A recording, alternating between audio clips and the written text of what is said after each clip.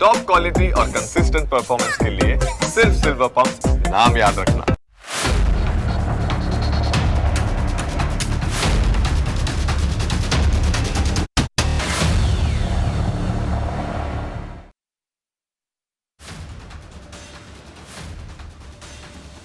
નમસ્કાર, હું જનક દવે.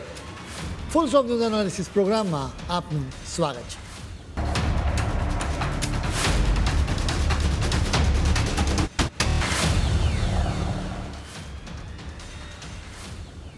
નેપાળ અત્યારે વિરોધની આગમાં સળગી રહ્યું છે. ઝેનજી આજ આગ લગાવી રહ્યા છે. ઝેનજી એટલે કે વર્ષ 1995થી 2010ની વચ્ચે જન્મ્યા હોય એ લોકો. આ કિશોરો અને યુવાનો જાણે છે કે સરકારની સામે તે જંગે ચડ્યા છે. આ કિશોરો અને યુવાનો પથ્થરો વરસાવી રહ્યા છે, જેના જવાબમાં રબરની ગોળીઓ મારવામાં આવી રહી છે. રસ્તાઓ પર યુદ્ધ જેવી સ્થિતિ છે. ચારે બાજુ તોડફોડ મચાવવામાં આવી છે. આ તોફાનીઓએ રાષ્ટ્રપતિ રામચંદ્ર પૌડેલ અને ભૂતપૂર્વ પીએમ કેપી ઓલીના બંગલાઓને આગ લગાવી દીધી.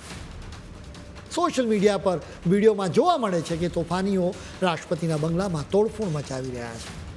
તેમણે બીજા અનેક નેતાઓના ઘરોને આગ લગાવી.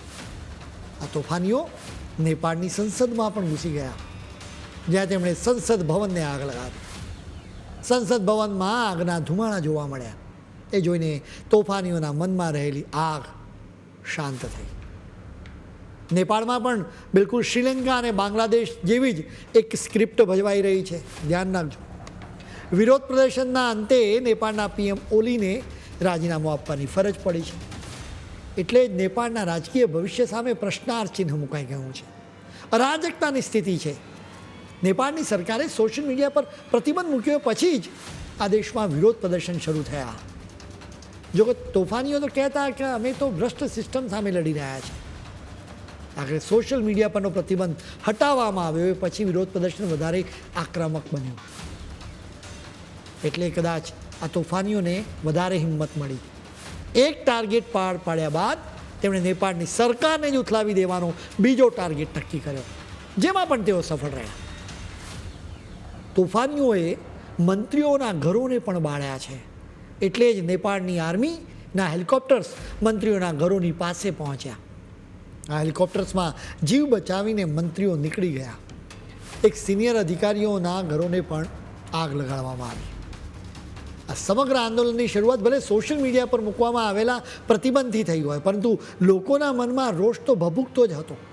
એમ પણ લાગી રહ્યું છે કે વિદેશી તાકાતોએ સોશિયલ મીડિયા પર મૂકવામાં આવેલા પ્રતિબંધનો ફાયદો ઉઠાવ્યો છે. લોકોમાં રહેલા રોષના લાવા પર કેરોસીન રેડ્યું છે, જેના લીધે આગ વધુ ફેલાઈ. આ વિરોધ પ્રદર્શનમાં નેપો કિડ ટ્રેન્ડિંગમાં છે. નેપો કિડ એટલે કે રાજકારણીઓને વગદારોના સંતાનો. આ દેશોના કિશોરો અને યુવાનો સંઘર્ષ કરી રહ્યા છે. બીજી બાજુ આ નેપો કિડ્સ તો રાજાની જેમ જિંદગી જીવી રહ્યા છે. લોકો સોશિયલ મીડિયા પર નેપો કિડ્સની તસવીરો અને વિડીયો સોશિયલ મીડિયા પર રજૂ કરી રહ્યા છે, જેમાં નેતાઓના સંતાનોની પાસે કિંમતી સામાન જોવા મળે છે. આવા લોકોની પાસે લક્ઝરી કાર્સ છે. તેઓ વિદેશોમાં ભણે છે અને શાનદાર રીતે જીવન જીવી રહ્યા છે. તો બીજી તરફ સામાન્ય લોકો તો અગવડ અનુભવી રહ્યા છે. આ રીતે આ લોકો બતાવી રહ્યા છે કે તેમની જિંદગી મુશ્કેલ છે. બીજી તરફ નેતાઓ અને અધિકારીઓ ભારે ભ્રષ્ટાચાર કરી રહ્યા છે. આ ભ્રષ્ટાચારના રૂપિયાથી નેપો કિડ્સ વૈભવી જિંદગી જીવી રહ્યા છે. નેપો કિડ્સની તસવીરો અને વિડીયોએ નેપાળના સામાન્ય લોકોના મનમાં ઉશ્કેરાટ ભર્યો. હવે આ ટ્રેન્ડ હમણાં જ ઓચિંતો વાયરલ થઈ ગયો એ પણ તપાસનો વિષય છે. ખેર, આ હુમલામાં અત્યાર સુધીમાં 22 લોકો માર્યા ગયા છે. નેપાળમાંથી સાંભળવા મળ્યું છે કે અત્યારે તો બધો જ કંટ્રોલ સેનાએ પોતાના હાથમાં લઈ લીધો છે. શાંતિ સ્થપાશે, એના પછી નવી સરકારની રચના કરવામાં આવશે. એવી પણ અટકળો છે કે આ દેશમાં ફરી રાજાશાહીનો અમલ કરવામાં આવે. નેપાળમાં મે 2008માં રાજાશાહી નાબૂદ થઈ ગઈ. ત્યારથી જ વખતો વખત અહીં લોકશાહીના બદલે રાજાશાહીનો અમલ કરવાની માંગણી થઈ રહી છે. નેપાળમાં અત્યારે વિચિત્ર સ્થિતિ પણ જોવા મળી રહી છે. અહીં વિરોધ પ્રદર્શનની શરૂઆત કરનારાઓમાં મોટાભાગના વિદ્યાર્થીઓ જ હતા. નેપાળના દુશ્મનોએ સોશિયલ મીડિયા પર માંગણી કરી કે સરકારી મિલકતોને નુકસાન પહોંચાડો. એવા સમયે વિદ્યાર્થીઓના અનેક સંગઠનોએ એનો વિરોધ કર્યો, બલકે તેઓ સરકારી મિલકતોના રક્ષણ માટે આગળ આવ્યા, જેથી ટોળું તોડફોડ ન મચાવે. પીએમએ રાજીનામું આપ્યું છે, ત્યારે વિદ્યાર્થીઓ તો હવે તણાવ ઘટાડવા માંગે છે. ભારત અત્યારે નેપાળ પર ખાસ નજર રાખી રહ્યું છે. બની શકે કે આ વિરોધ પ્રદર્શનની આડમાં આ દેશમાંથી લોકો ભારતમાં પણ ઘૂસી જાય, કેમ કે તમારે ન ભૂલવું જોઈએ કે નેપાળમાં આઈએસઆઈ પણ એક્ટિવ છે. વળી અનેક આતંકવાદીઓ આ જ રૂટ પરથી ભારતમાં એન્ટર થતાં પકડાયા છે. એટલે જ ભારત અત્યારે નેપાળની બોર્ડર પર હાઈ એલર્ટ પોઝિશનમાં છે. મોટી સંખ્યામાં જવાનોને બોર્ડર પર તહેનાત કરવામાં આવ્યા છે. ભારતે બીજા એક કારણને લઈને પણ એલર્ટ રહેવું જોઈએ. અત્યારે નેપાળમાં અરાજકતાની સ્થિતિ છે, એટલે બધા જ દેશો પોતાના માનીતી વ્યક્તિને સત્તા પર બેસાડવાની કોશિશ કરશે. ચીન, અમેરિકા અને પાકિસ્તાન જેવા દેશો પોતાના પાસા ફેંકશે. પોતાની માનીતી વ્યક્તિને સત્તા પર બેસાડવા માટે સંસદ સભ્યોને ભરપૂર રૂપિયા પણ આપવામાં આવશે. એટલે જ આવા બધા ખેલથી ભારતે પણ એલર્ટ રહેવું પડશે.